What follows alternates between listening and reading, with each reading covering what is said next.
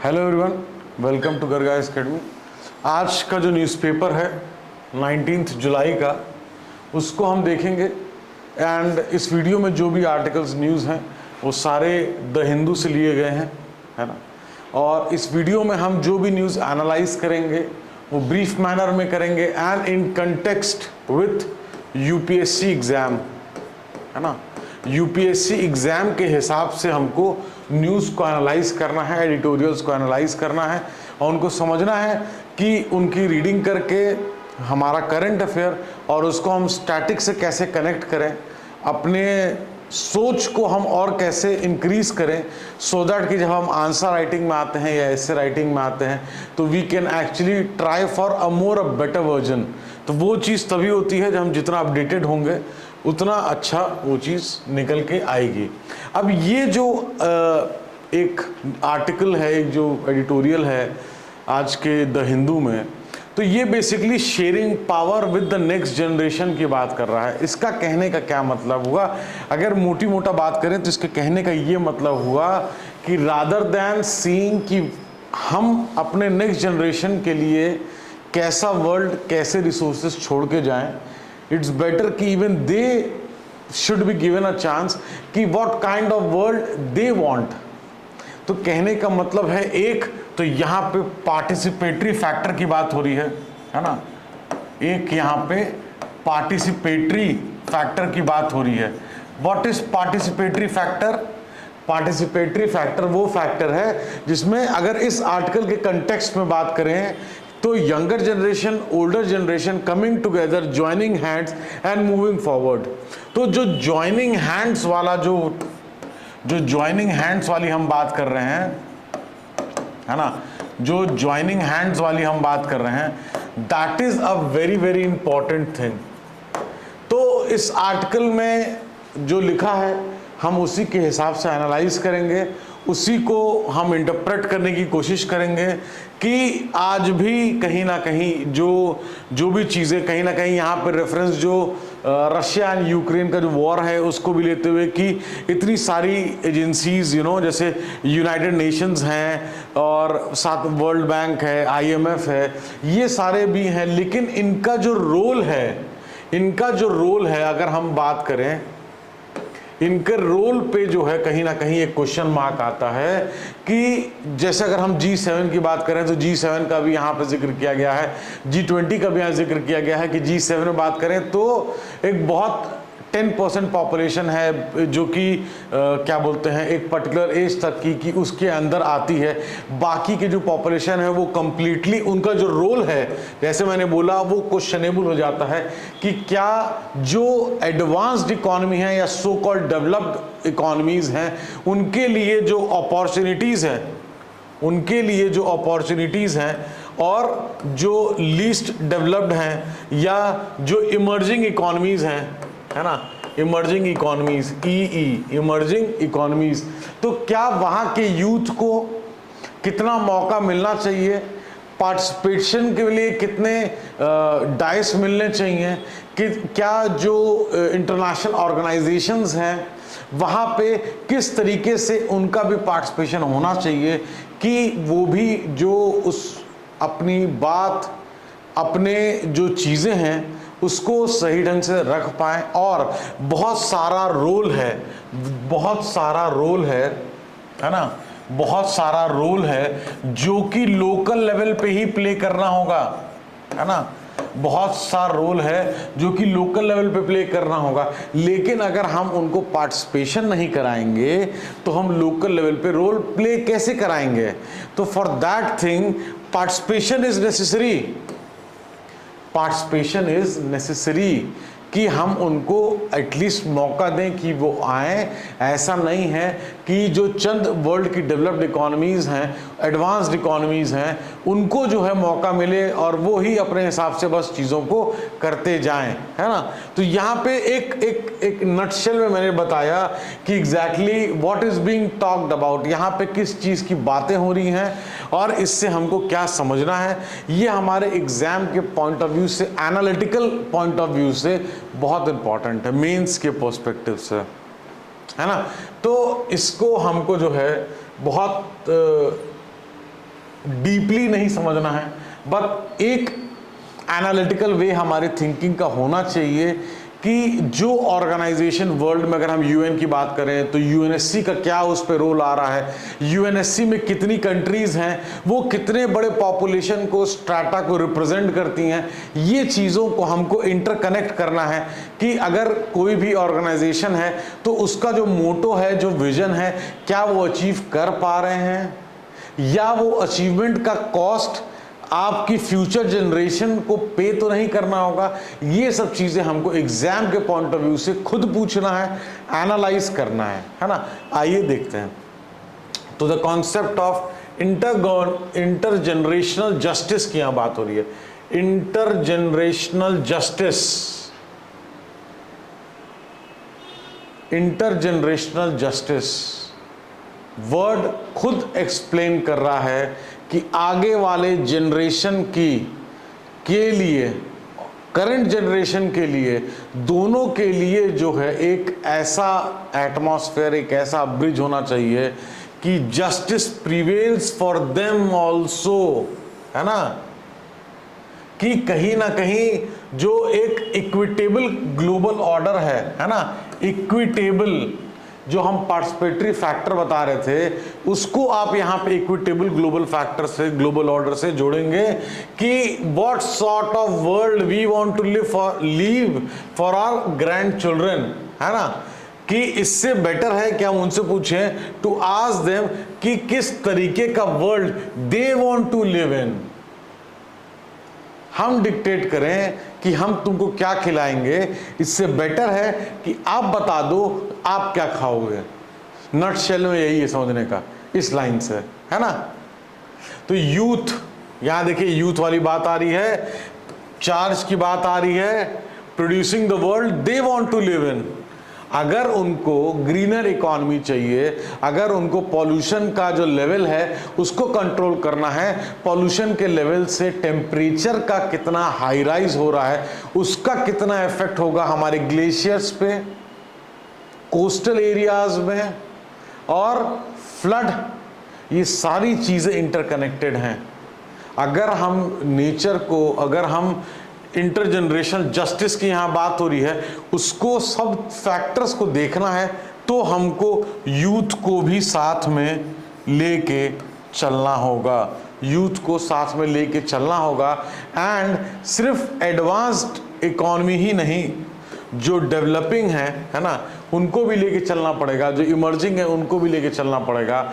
एक पार्टिसिपेशन, बार बार इस आर्टिकल में आपको जो पार्टिसिपेटरी फैक्टर है, जो पार्टिसिपेटरी फोर्स है, उससे आपको कनेक्ट करना पड़ेगा, है ना। तो प्रॉब्लम क्या है? प्रॉब्लम यह है कि अगर यूथ अप्लाई करता है क्या, same old ways which are being taught, जो सेम ओल्ड वेज जो उनको पढ़ाया जा रहा है, कहाँ, यूनिवर्सिटीज में, है ना, और जहां पे वो काम करते हैं, they will make global problem worse. तो कहने का मतलब है कि अगर उनको आगे आने का मौका नहीं दिया जाएगा, तो जो यूनिवर्सिटीज़ में, वर्क पे ये जो चीज़ें जो बताई जा रही हैं, जो सिखाई जा रही हैं, उससे ग्लोबल प्रॉब्लम और वर्स हो जाएगा, जैसा कि इस आर्टिकल में मेंशन्ड है ना। और ये भी चीज़ है कि जैसे मान लीजिए पहले हम टेक्नोलॉजी को डेवलप करेंगे, है ना, फर्स्ट स्टेप क्या करते हैं, टेक्नोलॉजी डेवलप करेंगे। टेक को ऐसे हम एरो दिखा दे रहे हैं कि टेक ऊपर जा रहा, मीन्स टेक का डेवलपमेंट, ठीक है। सेकंड क्या होगा, पॉल्यूशन, ठीक है। फिर क्या हम करेंगे, थर्ड स्टेप, पॉल्यूशन को इरेडिकेट करने के लिए फिर हम टेक डेवलप करेंगे, है ना। तो कहने का मतलब है, तो इसका इम्पैक्ट क्या होगा कि हमको एनवायरमेंटल इम्पैक्ट असेसमेंट, ये चीजों पे देखना पड़ेगा कि जो मॉडर्न अप्रोच है प्रोग्रेस का, मॉडर्न अप्रोच प्रोग्रेस का, स्टेम, यहां स्टेम की बात हो रही, स्टेम क्या हुआ, science, technology, engineering and maths, है ना।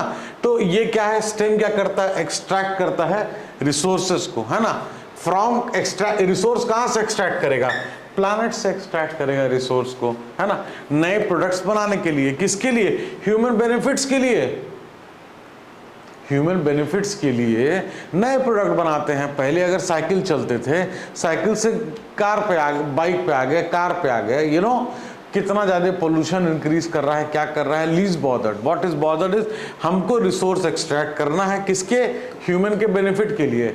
अगर हम सिर्फ आज का सोच रहे हैं तो हमारी सोच ऐसी ही होगी।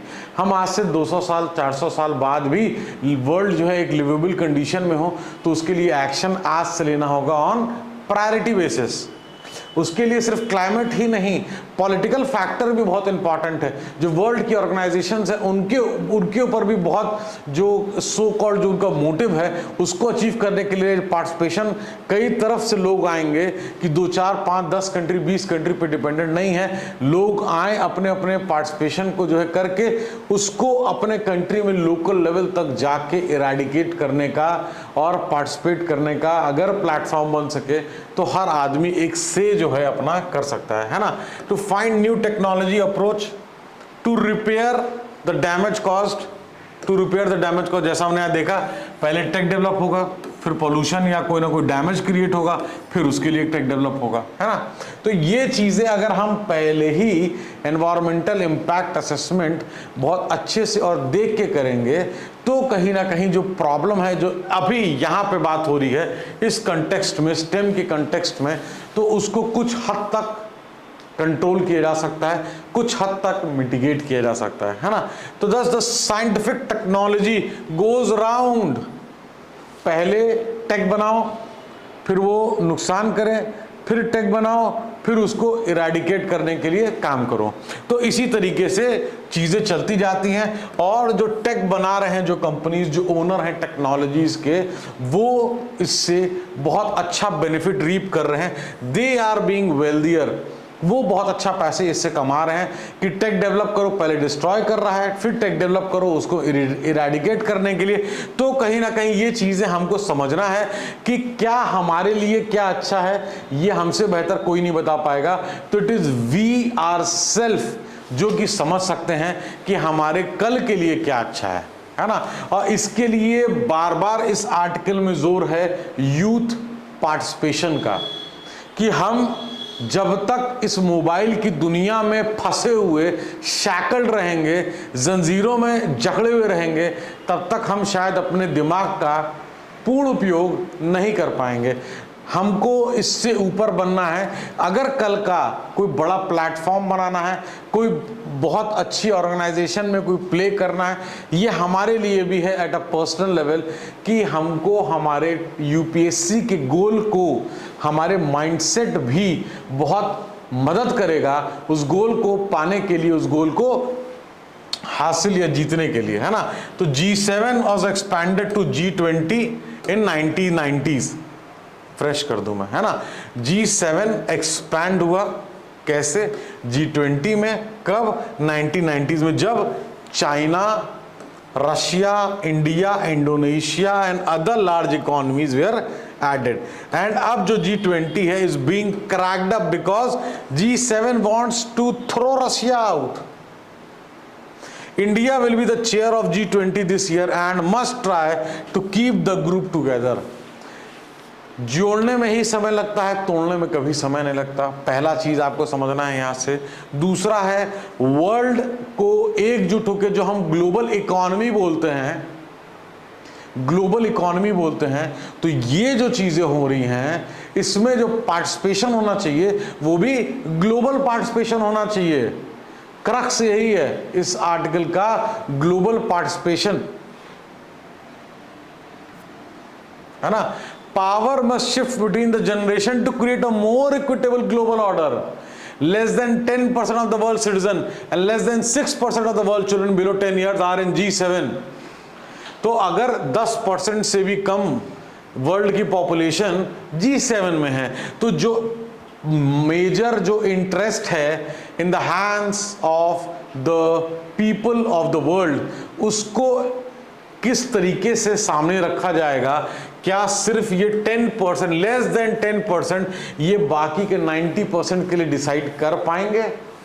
और अगर कर पाते तो इस समय आज जो चीजें चल रही हैं वर्ल्ड में, चाहे वो यूक्रेन एंड रशिया का जो वॉर हो, है ना, चाहे वो इंडस्ट्रियल डेवलपमेंट के नाम पे pollution, climate change, global warming, किस तरीके से टेम्परेचर इंक्रीज, इन चीज़ों को हमको समझना है। ये हमारे एग्जाम के लिए बहुत ज़रूरी है। अगर हम समझेंगे तभी हम लिख पाएंगे, है ना। तो यहाँ पे बात हो रही है कि इकोनॉमीज को शिफ्ट करें ओल्डर के साथ यूथ को जो है। लेकिन यहाँ पे क्या है ना, देखिए यहाँ पे ये एक मेरा पर्सनल थिंकिंग भी है कि सिर्फ ओल्डर से नहीं चलेगा, लेकिन सिर्फ यूथ से भी नहीं चलेगा। आपको पार्टिसिपेटरी लेना पड़ेगा कि एक बेंच पे ओल्डर भी जिसके पास बहुत सारा एक्सपीरियंस है, उसी बेंच पे यूथ भी जिसके पास एक बहुत अच्छी विल पावर है and to do something for the world, उस दोनों को कोलैबोरेट करना पड़ेगा, एक साथ एक प्लेटफॉर्म पे आना पड़ेगा। डेवलप्ड हो, अनडेवलप्ड हो, अंडर डेवलप्ड हो, सबको कुछ ना कुछ पार्टिसिपेटरी फैक्टर में प्ले करना पड़ेगा। क्योंकि अगर यहाँ G7 की बात करें तो इस आर्टिकल में साफ मेंशन्ड है कि less than 10% of world citizens क्या हुआ, तो पॉपुलेशन की ही तो बात हो रही है। तो दुनिया का 90% लोग तो G7 में है ही नहीं। तब फिर जो UNSC में है उनका क्या परसेंटेज है, जो G7 में है उनका क्या परसेंटेज है, और वो जो चीज़ें डिसाइड कर रहे हैं वो वर्ल्ड पे किस तरीके से अफेक्ट कर रही हैं, ये चीज़ें हमको पता होनी चाहिए। अगर ये 10% है सिर्फ, और 10% बाकी के 90% के लिए भी डिसाइड कर रहे हैं, तो क्या बाकी के 90% के यूथ को आगे आने वाले 50 साल, 100 साल, 200 साल का अगर कोई एक्शन है जो आज हम ले रहे हैं उसका इम्पैक्ट तब पड़ेगा, तो क्या उसमें उस 90% का भी पार्टिसिपेशन आपके हिसाब से ज़रूरी है? क्या इस 90% का ज़रूरी है? अगर ज़रूरी है तो हमको ये जो पार्टिसिपेशन, जो इकोनॉमी शिफ्ट की बात हो रही है, मुझे लगता है शिफ्ट से अच्छा है कि हम कोलैबोरेट करके पार्टिसिपेटरी मैनर में आगे बढ़ें, है ना। It must shift from the older so-called advanced countries to younger emerging economies। तो ये जो younger older की बात हो रही है, ये basically younger and older economies की बात हो रही है। तो लेकिन अगर advanced economy और emerging economies दोनों साथ में आएंगी तो उनका experience, tech benefit, उनका जो अपग्रेडेड कैपिटल इंटेंसिव टेक्नोलॉजीज़ हैं, प्लस जो इमर्जिंग इकोनॉमीज़ हैं उनके पास, जो अगर हम इंडिया की बात करें तो जो स्टार्टअप, जो बहुत सारे स्टार्टअप्स हैं जो कि एनवायरनमेंट से रिलेटेड, क्लाइमेट से रिलेटेड जो है कहीं ना कहीं चीज़ों में, और उस चीज़ों को अगर हम इमर्जिंग प्लस एडवांस्ड दोनों को साथ में लेके चलेंगे, है ना, तो और हो सकता है बेनिफिट उसमें मिले। तो यहाँ देखें, G7 and the security council must invite the rest to find new solutions for global problem. तो यहाँ पे सिर्फ ऐसा नहीं है कि क्लाइमेट, सिर्फ ऐसा नहीं है पॉलिटिकल, सिर्फ ऐसा नहीं है इकोनॉमिकल, एक ओवरऑल की किस तरीके की दुनिया आगे चल के रहनी चाहिए वो हम डिसाइड करें, इससे बढ़िया यूथ डिसाइड करे, और सबसे बढ़िया मिल के डिसाइड करें कि क्या चीज़ कैसे होनी चाहिए, ताकि हम ये ग्लोबल प्रॉब्लम को किस तरीके से मिटिगेशन कर सकते हैं, ग्लोबल प्रॉब्लम को किस तरीके से हम कंट्रोल कर सकते हैं, that is very very necessary, है ना। तो the UN's sustainable development goal list 17 complex global problem, है ना, तो they appear in different forms everywhere. तो अगर हम SDG की बात करें, जो UN का, यूनाइटेड नेशंस का जो सस्टेनेबल डेवलपमेंट गोल है, जिसको हम SDG भी बोलते हैं शॉर्ट फॉर्म में, है ना, तो 17 कॉम्प्लेक्स ग्लोबल प्रॉब्लम है। यहाँ ग्लोबल प्रॉब्लम बात कर रहे थे तो SDG में 17 ग्लोबल प्रॉब्लम है ना, और हर एक एरिया का एक अपनी रिक्वायरमेंट है, इसीलिए पार्टिसिपेशन उस एरिया की ज़रूरत है। उस एरिया में जो काम करना है वो उस एरिया वाला ज़्यादा अच्छा बताएगा, है ना। तो centrally managed organisation cannot solve such problem, local system solution, local system solution is the key, यहाँ जो बात हो रही है, और ग्लोबल पार्टिसिपेशन, लोकल सॉल्यूशन, ये चीज़ों को आगे आना होगा। ये एक बहुत इंटरेस्टिंग आर्टिकल है ना, ये काफ़ी लस्टर वाला है ना, लस्टर जिसको बोलते हैं ना, चमक, कि जैसे ही हम सुनते हैं कि जैसे कि अगर आमतौर से बात करें तो 5+2 5 डे वर्किंग, 2 जो है सैटरडे संडे वीकेंड का हो गया, है ना। यहाँ पे जो बात हो रही है कि ये माइक्रोसॉफ्ट ने एक कंट्री में इसको एज अ पायलट प्रोजेक्ट जो है लागू भी किया, देखा कि उसका क्या आ रहा है। लेकिन सबसे बड़ी चीज़ यहाँ ये है कि 5 day work week might be fading away, है ना। तो यहाँ पे बात हो रही है किस चीज़ की, 4 डे वर्क की, कि 4 दिन वर्क, 4 दिन काम करेंगे, 3 दिन हॉलीडे करेंगे, 3 दिन छुट्टी, 3 दिन छुट्टी। अब ये देखिए, इसका एक चीज़ है, इसका इम्पैक्ट आपके इकोनॉमी पे, ह्यूमन कैपिटल पे, माइंडसेट पे, है ना। इकोनॉमी पे, ह्यूमन कैपिटल पे, माइंडसेट पे, एनवायरनमेंट पे,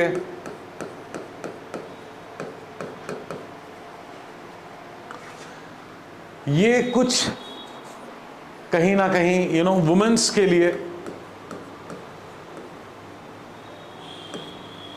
तो देखिए, हर चीज का पॉजिटिव भी है, हर चीज का नेगेटिव भी है, ठीक है। तो क्या number of days working number of days जो होते हैं, अगर वो 5 हैं तो 5 की जगह यहाँ 4 की अगर जो मांग की जा रही है, अगर वो 4 करते हैं तो क्या उसका कोई इकोनॉमी पे असर पड़ेगा? डेफिनेटली पड़ सकता है। अगर सपोज कोई 5 दिन में 100 पीस कोई चीज़ बनाता था, 100 पीस साइकिल बनाता था मान लीजिए, लेकिन अगर वो 4 दिन काम करेगा तो हो सकता है 100 की जगह वो 80 पीस बनाए, तो 20 पीस का वो लॉस हुआ।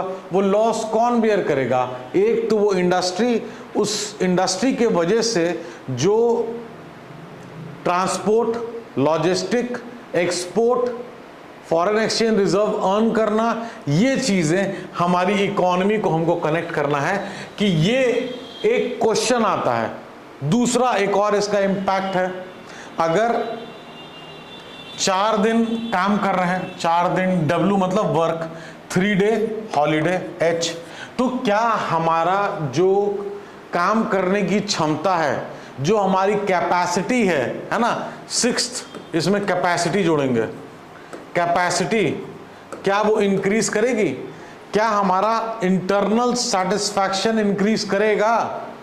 अगर करेगा तो जो 80 साइकिल और 100 साइकिल का डिफरेंस है, हो सकता है वो डिफरेंस ही ना रहे।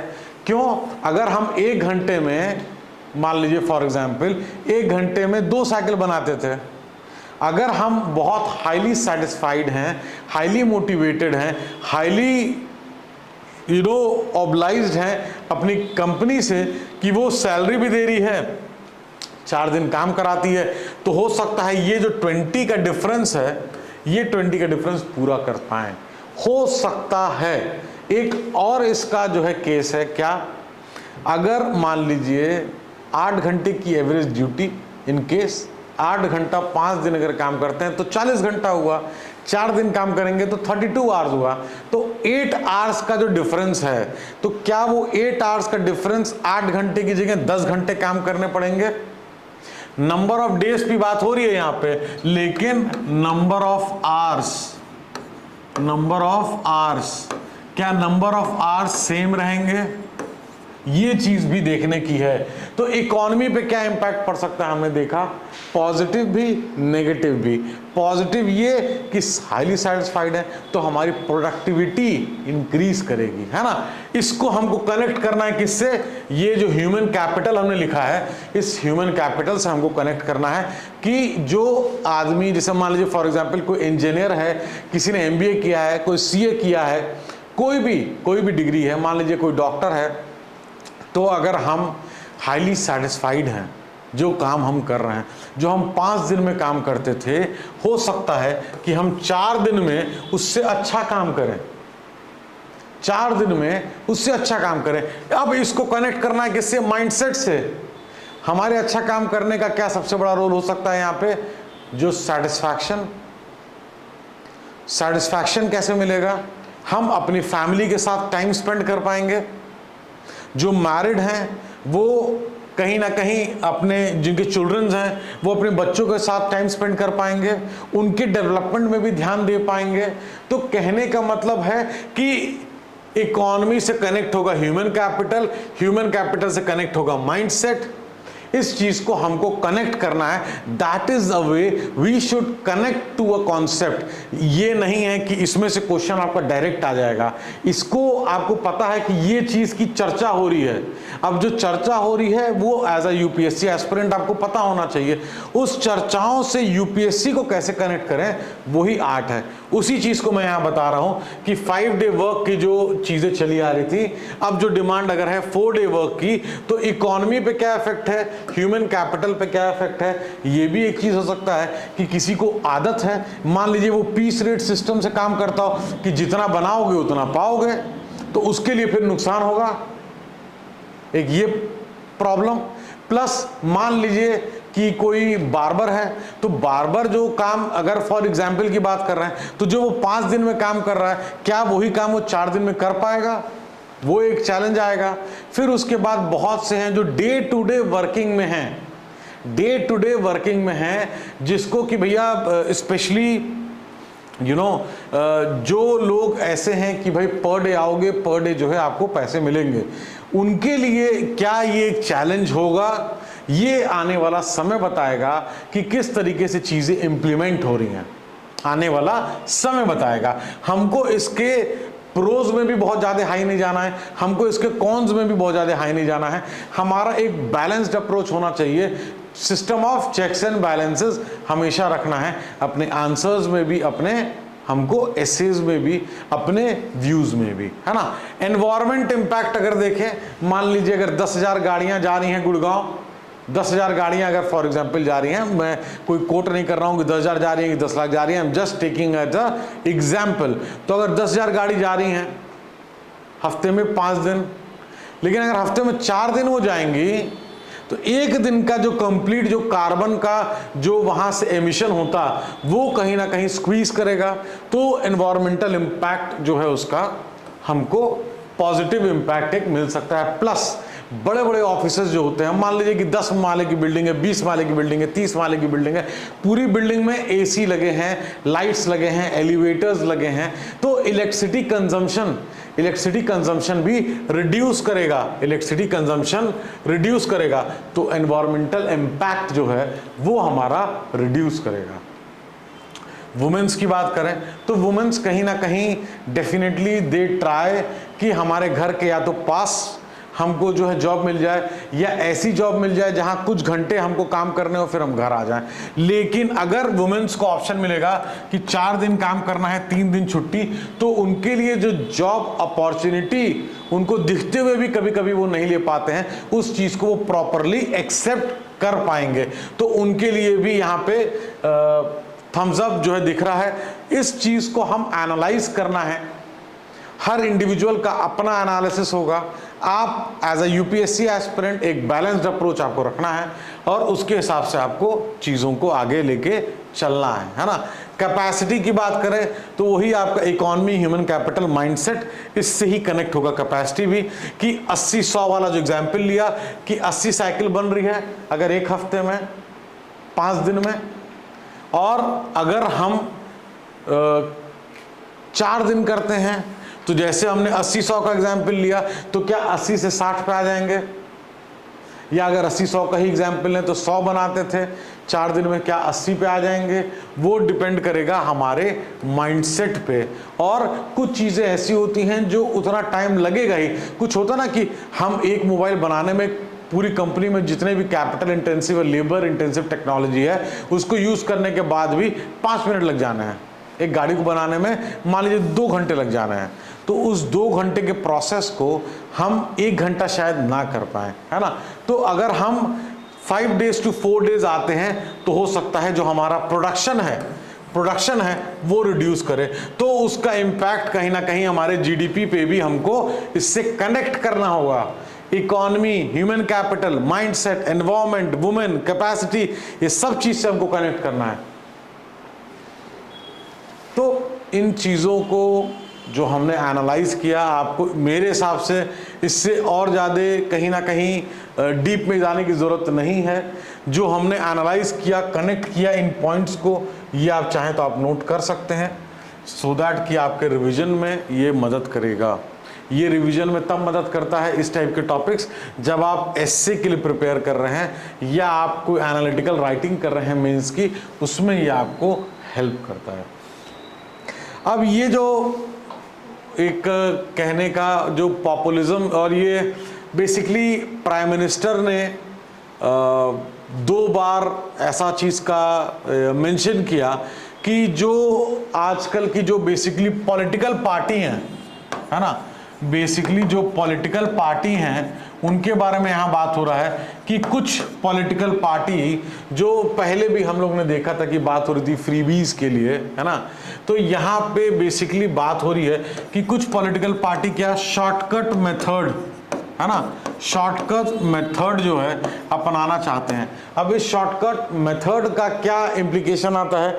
इस शॉर्टकट मेथड का ये इम्प्लीकेशन है, आइए देखते हैं कुछ एग्जाम्पल।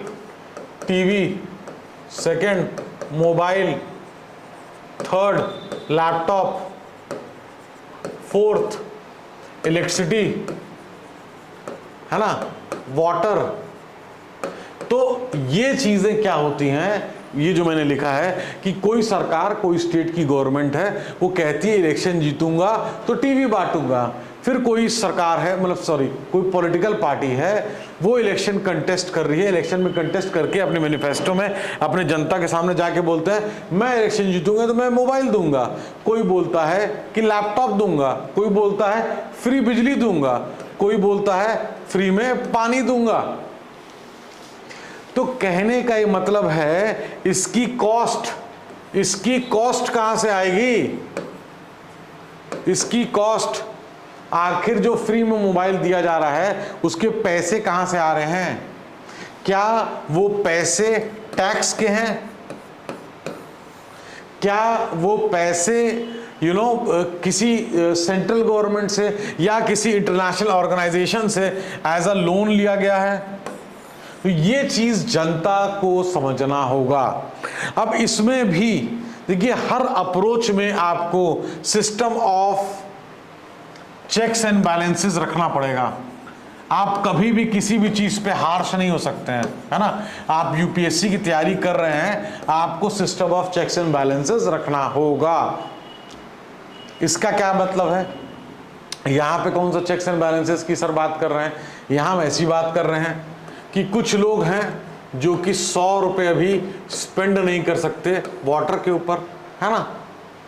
कुछ लोग हैं जो कि अगर राशन की बात करें तो पीछे हमने देखा कोविड के टाइम में कि उनकी इनकम जो थी, उनकी जो इनकम थी वो लिटरली 0 हो गई थी, तो राशन ही नहीं खरीद पाते।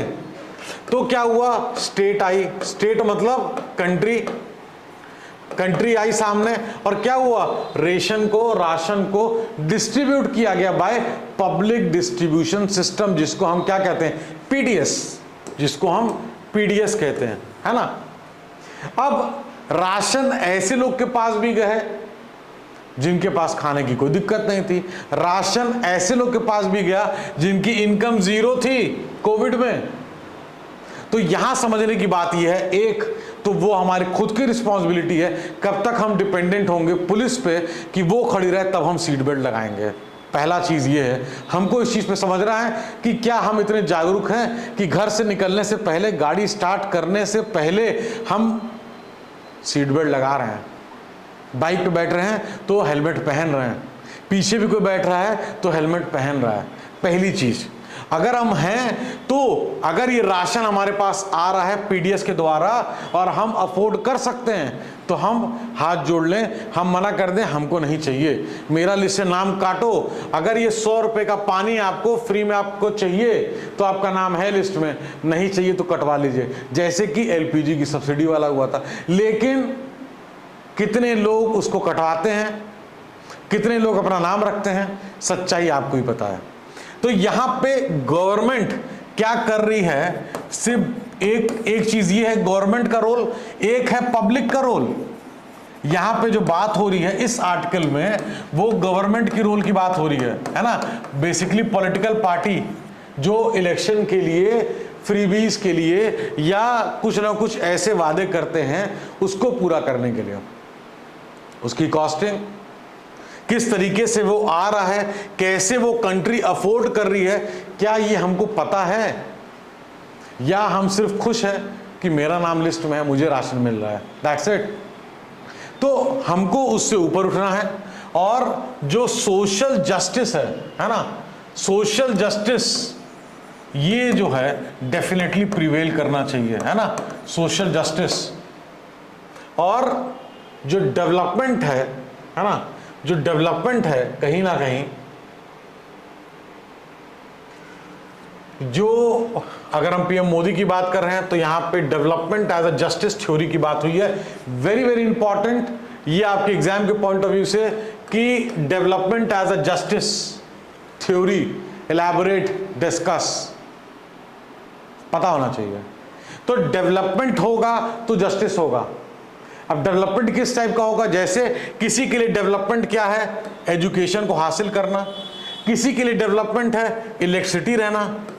अगर कोई धोबी है घर में जाके कपड़ा प्रेस करता है, इलेक्ट्रिकल वाला आयरन जो है इस्तेमाल करता है, अगर वो उसके घर में अगर 4 घंटे बिजली रहेगी तो उसको दिक्कत है, लेकिन 18 घंटे बिजली रहेगी तो उसको प्रॉफिट है, उसके लिए वही डेवलपमेंट है। कोई ट्रांसपोर्टर है तो उसके लिए रोड जरूरी है ना। तो कहने का मतलब है कोई एरिया है, जैसे अगर यहां बुंदेलखंड एक्सप्रेसवे का भी जो है जिक्र हुआ है इस न्यूज में, इस आर्टिकल में, तो बुंदेलखंड एक्सप्रेसवे बनने से कितने बड़ा रीजन को कनेक्ट मिला, है ना। तो वो कनेक्ट जो है वो किससे कनेक्ट करेगा, वो कनेक्ट करेगा नई नई मंडियों से, वो कनेक्ट करेगा हॉस्पिटल से, वो कनेक्ट करेगा मेडिकल कॉलेजेस से, वो कनेक्ट करेगा इंजीनियरिंग कॉलेजेस से, है ना। तो वो कनेक्ट करेगा अलग अलग मार्केट से। तो उसमें क्या है, मान लीजिए कोई चीज ऐसी है जो बुंदेलखंड रीजन में जो डेवलप होती है, उसको फिर हम क्या करेंगे, इजीली एक्सपोर्ट कर सकते हैं, न्यू मार्केट अपॉर्चुनिटीज। तो जब मार्केट बढ़ेगा तो कंज्यूमर का साइज बढ़ेगा, जब कंज्यूमर का साइज बढ़ेगा तो डिमांड बढ़ेगी, जब डिमांड बढ़ेगी प्रोडक्शन बढ़ेगा, तो वहां पे क्या आएगा, वहां पे इनकम उस एरिया की इंक्रीज करेगी इस चीज। तो डेवलपमेंट एज अ जस्टिस में हमको इस तरीके से चीजों को कनेक्ट करना है ना। फिर यहां पे हमने एक्सप्रेसवे का एग्जांपल जैसे लिया कि किस तरीके से वो हेल्प करेगा। फिर आ जाए पावर प्रोजेक्ट्स पे, है ना, तो वो आपका जो इलेक्ट्रिसिटी वाली चीज हमने ली, उससे गैस से, तो गैस से एक एनवायरमेंटल सबसे बड़ा फैक्टर है जो कि जो गैस होने के वजह से उसको कहीं ना कहीं बहुत बेहतर तरीके से हम कर्टेल कर सकते हैं। टॉयलेट्स हैं, हाउसेस हैं, है ना। तो सैनिटेशन का अपना इंपॉर्टेंस है, हेल्थ से डायरेक्ट कनेक्शन है, घर है, छत है। तो जो ह्यूमन कैपिटल है, मान लीजिए कोई बहुत अच्छा कोई कारीगरी करता है, कोई लकड़ी का गुड्डा बनाता है, टॉय बनाता है, लेकिन घर नहीं था उसके पास। अब जब घर नहीं था तो वो खुले आसमान में बैठ के कितना बनाएगा, 5, 7, 2, 1, 4। लेकिन घर मिल गया उसको सरकार की तरफ से, गवर्नमेंट ने उसे स्पेंड किया, घर मिल गया, बिजली मिल रही है। अब वो घर में बैठ के सुबह से लेकर रात तक जब फ्री होता है या उसका मेन काम अगर यही है तो वो अपना कार्य आराम से कर सकता है। तो प्रोडक्टिविटी इंक्रीज करी। तो यहाँ पे हाउस एज अ डेवलपमेंट का टूल हमको ऐसे कनेक्ट करना है। इस तरीके से जब कनेक्ट करेंगे तो जो आपका आंसर चेक करने वाला जो एग्जाम आपका जो आंसर शीट जो चेक करेगा एग्जामिनर, उसके लिए कहीं ना कहीं आपका कॉन्सेप्ट सामने दिखेगा, है ना। बैकवर्ड एरिया, तो बैकवर्ड एरिया क्या, it's better to say area where these things are required, है ना। तो बुंदेलखंड का यहाँ एग्जाम्पल लिया गया था, है ना। तो ये ट्रू सोशल जस्टिस वहां के लोगों के लिए, कंट्री के लोगों के लिए ये एक्टिविटी जहां प्रिवेल करेंगी तो ट्रू सेंस में डेवलपमेंट गोल्स को हम हासिल कर पाएंगे, है ना। तो India cannot achieve its development goal in education, health और infrastructure without considerable state support। ये भी जो है वहाँ पे बोला गया स्पीच में कि स्टेट का सपोर्ट बहुत ज़रूरी है। जब हम स्वास्थ्य की बात करें, पढ़ाई की बात करें, इंफ्रा की बात करें, सेंट्रल गवर्नमेंट का एफर्ट ज़रूरी है, प्लस स्टेट गवर्नमेंट का भी एफर्ट इसमें ज़रूरी है। कोई भी शॉर्टकट मेथड से आप जनता को एक बार, दो बार, चार बार लुभा सकते हो, लेकिन अगर वो ट्रैप में या विशियस सर्किल में फंसेंगे तो कहीं ना कहीं वो बीन्स जो है वो स्पिल होगी किस पे, लैंड पे, और सबको दिखाई देगी, है ना। तो इस चीज को स्पेशली जो पीएम मोदी की स्पीच है उससे ली गई है। इसको हमको अपने यूपीएससी की जर्नी से, यूपीएससी की पढ़ाई से हमको कनेक्ट करना है, सो दैट कि अगर इस टाइप की चीजें पूछ ली जाती हैं, development as a justice theory के ऊपर इससे आ जाए, आप आराम से अब लिख सकते हैं। इतना बता दिया है मैंने कि आप आराम से लिख सकते हैं, और लिखने की प्रैक्टिस वो आपको करनी है। देखिए, कोई भी चीज़ है, मेरा काम है बताना, मैं बता सकता हूँ, समझा सकता हूँ। I try my level best कि इजी से इजी वे में मैं आपको बताऊँ, रिवीजन में आपके मज़ा आए, आंसर राइटिंग मज़ा आए, तब आपको पढ़ाई करने में मज़ा आएगा और गोल अचीव करने में उससे ज़्यादा मज़ा आएगा। फ्री मेंटरशिप प्रोग्राम के बारे में मैंने पहले भी बताया था, फिर मैं दो लाइन में अगर बताना चाहूँ तो वो एक्टिव हो चुका है, बच्चे ऑलरेडी एनरोल कर रहे हैं। वो गाइडेंस प्रोग्राम है, वो कोचिंग प्रोग्राम नहीं है, उसमें स्ट्रैटेजी ओरिएंटेड प्रोग्राम है, जिसमें जिसको डेली रिक्वायर्ड भी पड़ेगा स्ट्रैटेजी बताने का, तो उसको हम लोग डेली गाइड करेंगे। हमारी टीम है जो कि उनको वॉच करेगी, मैं खुद पर्सनली वॉच करूँगा और देखूँगा कि कौन सा बच्चा कैसे पढ़ रहा है, और पढ़ते वक्त उसको क्या दिक्कत आ रही है, उसका क्या सॉल्यूशन है, उसको वो बताया जाएगा। कब आंसर राइटिंग करनी है, न्यूज़पेपर पढ़ना है तो कैसे पढ़ना है, अपने आप को डेवलप करना है तो कैसे करना है, अपने व्यूज़ को डेवलप करना है तो कैसे करना है। सिर्फ ये चीज़ें टाइम टेबल से रिलेटेड, जॉब के साथ तैयारी कर रहे हैं उनसे रिलेटेड, वो सब चीज़ें आपके कहीं ना कहीं हमारे फ्री मेंटरशिप प्रोग्राम में हमारे मिल जाएगी। उसका आपको हमारे पीछे की भी जितनी वीडियोस हैं उनके डिस्क्रिप्शन में, कमेंट्स में पिन किया हुआ अभी आपको गूगल फॉर्म मिल जाएगा, नहीं तो इस वीडियो में भी डिस्क्रिप्शन में आपको गूगल फॉर्म मिल जाएगा। आप गूगल फॉर्म भर के फ्री ऑफ कॉस्ट, बिल्कुल निःशुल्क, आप फ्री मेंटरशिप प्रोग्राम बाय रजत अग्रवाल गर्ग आईएएस अकेडमी द्वारा जो किया जा रहा है उसमें आप एनरोल कर सकते हैं। तो ये जो आज की खबर है, इंडियाज क्लाइमेट इम्पेरेटिव।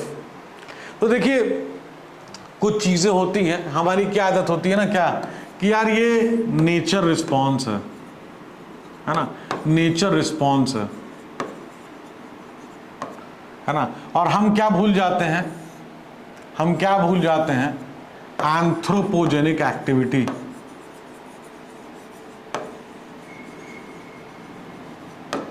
है ना, एंथ्रोपोजेनिक एक्टिविटी हम भूल जाते हैं, है ना।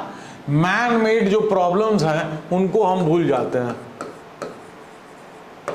मैन या women made problem, I am not being gender bias, just मैं उसको रेफर कर रहा हूँ कि आप उसको समझ पाएँ कि यहाँ पे जो मैन मेड या ह्यूमन बीइंग मेड प्रॉब्लम जो है उसको हम भूल जाते हैं, और हम क्या कहते हैं, कहीं ना कहीं क्लाइमेट को, देखिए ऑलरेडी कहीं ना कहीं थाउजेंड्स लोग हैं जिन्होंने हीट वेव की वजह से इंडिया के अंदर 1970 से, जैसे यहाँ दिया हुआ है, कि अपनी लाइफ जो है लॉस करी है ना, और ये कहीं ना कहीं और ज़्यादा बढ़ेगा।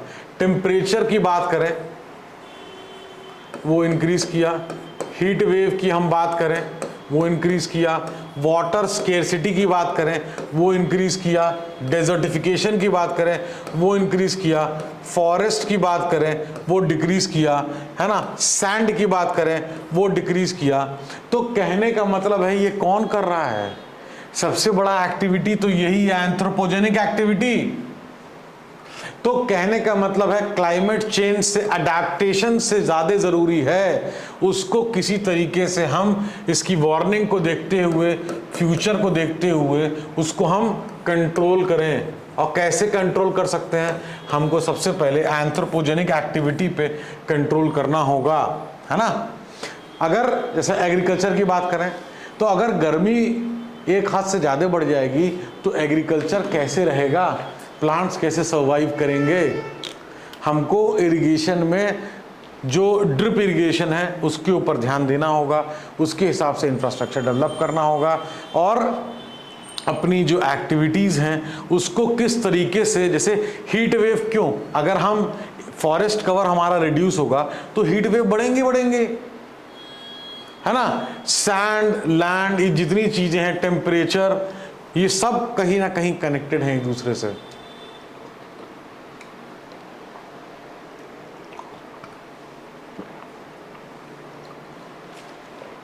तो कहने का ये मतलब है कि देयर आर सर्टेन थिंग्स जिसको हम किसी और के ऊपर ब्लेम ना करके कहीं ना कहीं खुद